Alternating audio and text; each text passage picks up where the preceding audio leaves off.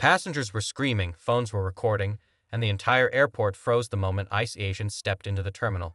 No one knew if they were there to help or to take someone away. Before I continue, where are you watching from right now? Drop your country in the comments, and if you love powerful stories like this, make sure you hit that subscribe button so you never miss the next one. Black Power. The airport was already in chaos long before the agents arrived. Lines stretched so far that people couldn't even see the front. Some travelers had been standing for hours. Babies were crying. Flights were being missed. Airport staff looked exhausted, overwhelmed, and almost helpless. This wasn't normal. Across the United States, airports had been struggling with serious staffing problems. Many security officers had stopped showing up because they hadn't been paid, and some even quit. That morning, everything reached its breaking point. At Gate C, a young black man named Darius Cole stood quietly with his small backpack. He wasn't complaining like everyone else. He wasn't shouting. He just kept checking his phone, his eyes heavy with worry. He had one goal: make that flight. Not for vacation, not for fun. For his mother. She was in the hospital, and this flight was his only chance to see her. But the line wasn't moving. Not even a little. Suddenly, a wave of murmurs spread through the crowd. They're here. ICE. ICE is here. Heads turned instantly.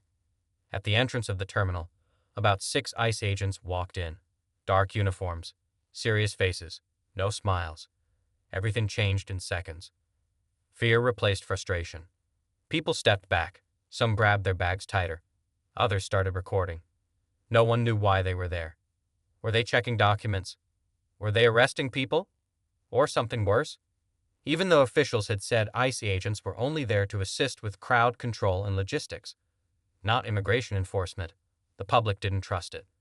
And fear spreads faster than truth. Darius noticed the tension immediately. His heartbeat picked up. He wasn't undocumented.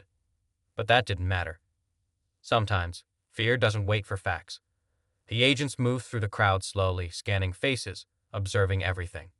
One of them, a tall officer named Officer Grant, stopped right in front of Darius. For a moment, everything went silent around them. Step aside, the officer said. Darius blinked. Me. Yes, step aside. People nearby turned fully now. Phones pointed directly at them. This was it. This was what everyone feared. Darius swallowed hard but stepped out of the line. Is there a problem? He asked calmly. Officer Grant looked at him for a few seconds before responding. ID. Darius handed it over. The officer studied it longer than necessary. Too long. You traveling alone? The officer asked. Yes. Where? Chicago. Purpose. Darius hesitated. My mother is sick. The officer didn't react. Didn't nod. Didn't soften. Nothing. Just silence. Then, wait here. Darius felt every eye on him. People whispered. See? I knew it. They're starting. This is crazy. A woman nearby began crying quietly, holding her child. Phones kept recording. This moment was turning into something bigger. But then something strange happened. Instead of calling for backup, instead of escalating, Officer Grant turned and walked away. Just like that. No explanation. No arrest. No confrontation. Darius stood there confused. What just happened? Someone whispered behind him. Even Darius didn't know. But within minutes, everything changed again. The ICE agents didn't start checking documents. They didn't detain anyone. Instead, they began organizing the chaos. One agent redirected passengers into new lines. Another started guiding elderly travelers to the front. 2 more positioned themselves near the security checkpoint, controlling the flow. And just like that, the line started moving. Fast. Very fast. People who had been stuck for hours suddenly began passing through in minutes. The same crowd that had been panicking moments ago now stood in disbelief. What is going on? Someone asked. I thought they came to arrest people. No, look, they're helping. Even reporters later admitted that in some airports, ICE presence actually reduced wait times dramatically. But not everyone was convinced. Not everyone felt safe. Darius was still standing aside, watching everything. Confused. Uneasy. Then Officer Grant returned. He handed Darius his ID. "You're good," he said. Darius didn't move. He looked directly at the officer. "Why did you stop me?" The officer paused. For the first time, there was a slight shift in his expression. But before he could answer, a loud argument broke out nearby. A man was shouting at another ICE agent. "This is harassment. You can't just come here and scare people like this." The crowd turned again. Phones lifted higher. The tension was back. And this time, it wasn't going away. The shouting grew louder, cutting through the terminal like a warning siren. People turned fast, some stepping back, others raising their phones higher to capture every second. The man arguing looked furious, his face red, his voice shaking with anger. "This is harassment," he yelled again. "You think uniforms give you the right to scare people?" The ICE agent in front of him, a shorter officer named Officer Hale, didn't raise his voice. He stood still, hands visible, trying to keep things calm. "We're not here for enforcement," Hale said quietly. "We're here to help manage the situation." "No one believes that," the man fired back. The crowd murmured in agreement. Fear was still alive, even if things had started improving. It only took one spark to bring it all back. Darius watched everything closely. His chest felt tight. Something about this moment didn't sit right with him. Then suddenly, the shouting man pointed toward Darius. "Ask him," he said loudly. They pulled him out for no reason. All eyes shifted again. Back to Darius. The pressure returned instantly. Officer Grant stepped forward again, now standing beside Darius. His presence was firm, but not aggressive. "Sir," Grant said, his voice controlled, "we're not targeting anyone." Darius finally spoke, his voice steady but serious. "Then why did you stop me?" The terminal went quiet again. This was the moment. Everyone wanted the answer. Officer Grant looked around briefly, noticing all the cameras, all the faces waiting. Then he looked back at Darius. "I thought you were about to collapse," he said. The answer hit differently. Confusion spread across the crowd. "What?" someone whispered. Grant continued, still calm. "You've been standing in that line for hours. You looked dizzy. Your hands were shaking." Darius blinked. He hadn't even realized it. "I've seen it before," Grant added. "People pass out in situations like this. I needed to make sure you were okay." The silence that followed felt heavy. Not tense. Just heavy. Darius swallowed. "I'm fine," he said. Grant shook his head slightly. "No, you're not." That caught Darius off guard.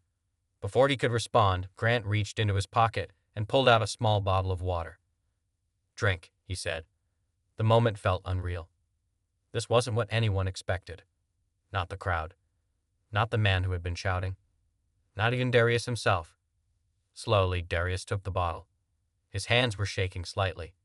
And now he noticed it. Grant wasn't wrong. The stress, the fear, the long wait, it had all built up inside him. Darius opened the bottle and drank. The crowd watched in silence. Phones were still recording, but the energy had changed.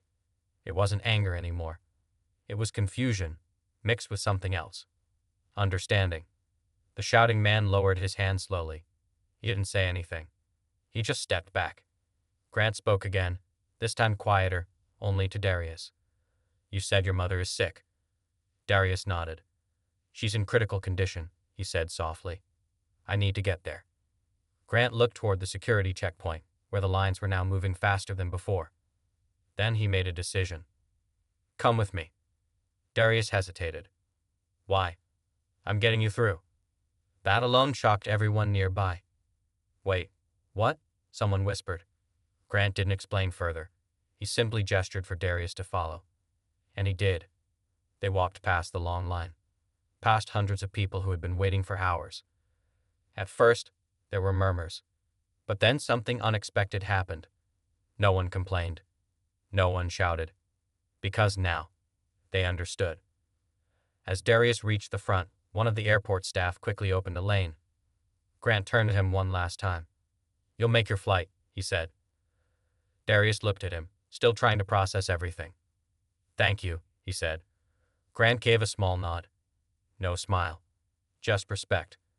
Darius moved forward, passing through security within minutes. Behind him, the terminal continued to flow, organized, controlled, almost calm. The same place that had been chaos not long ago. And it was all because of something no one expected.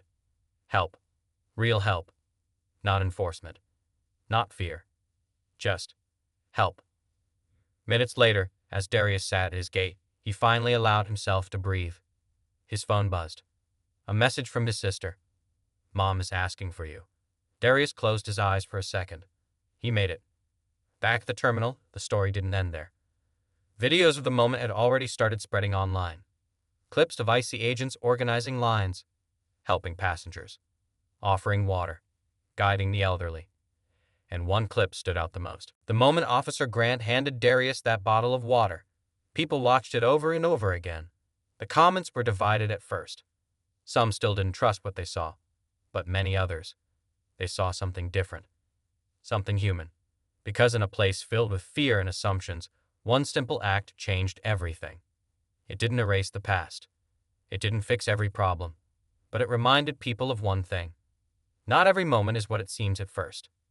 Sometimes, what looks like the beginning of fear turns out to be the start of something unexpected.